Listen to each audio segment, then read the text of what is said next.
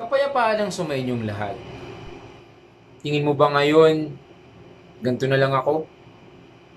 Failure, walang na-achieve, hanggang dito na lang, walang future na nag-aabang, mababa. Bahala na kung anong mangyari ngayon. Ganun din naman mangyayari bukas. May pinapasabi sa iyo si Lord. Basahin natin sa Psalms 139 verse 17 to 18. Sinasabi dito, "How precious to me are your thoughts, O God. How vast is the sum of them. Were I to count them, they would outnumber the grains of sand. When I awake, I am still with you." Sa Tagalog, "Tunay Yahweh, di ko kayang mataho ang iyong isip. Ang dami ng iyong balak ay hindi ko nababatid.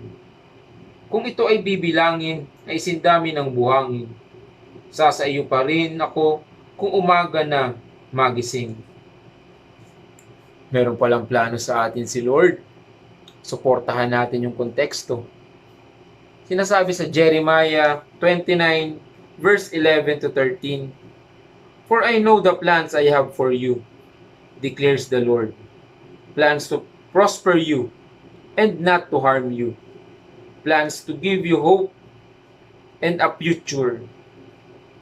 Then you will call upon me and come and pray to me, and I will listen to you. You will seek me and find me when you seek me with all your heart." Sa Tagalog, "Ako lamang ang nakakaalam ng mga panukalang inihahanda ko para sa ikabubuti niyo at para dulutan kayo ng pag-asa sa hinaharap. Kung maganap na ito, kayo tatawag, lalapit at dadalangin sa akin, at diringgin ko naman kayo. Ako'y hahanapin niyo at masusumpungan kung buong puso niyo akong hahanapin." May future pala para sa akin, para sa atin.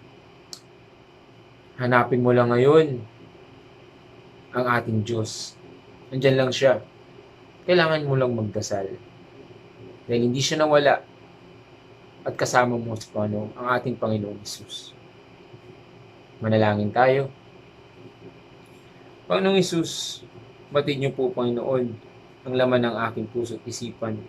Wala pa akong itatago sa inyo. At lahat pong umahad lang pong kasalanan, Panginoon. Lahat pong umahad lang na iyong mga biyaya dahil sa aking mga kasalanan, Panginoon, ay tinataas ko po sa inyo, tiningi po ng kapatawaran. Panginoong Hesus, hindi po aksidente na nanonood ngayon ang taong ito sa kabila ng screen ito. Batid niyo po, Panginoon, ang kanyang iniisip at kanya po, Panginoon, ng mga agam-agam at mga pagdududa kung ano bang mangyayari sa kanyang future. Panginoon Hesus, nangawakan po namin ngayon ang inyong pangako sa aming nabasa sa inyong salita, na kayo po may plano pa para sa amin. Hanapin lamang namin kayo at taos pusong maniwala at makinig sa inyong mga sasabihin sa amin. At merong nakalaan sa amin na maganda para sa aming mga kinabukasan. Hindi lang dito sa lupa, kundi sa langit pag nakasama namin kayo, Panginoon. Sa inyo po lahat ng papuri at pasasalamat, Ama. Lahat ito'y itinataas namin sa inyo at pinagpapasalamat sa banal na pangalan ni Jesus na namatay para sa aming mga kasalanan at nabuhay muli. At sa gabay ng inyong banal na Espiritu, in Jesus' mighty name.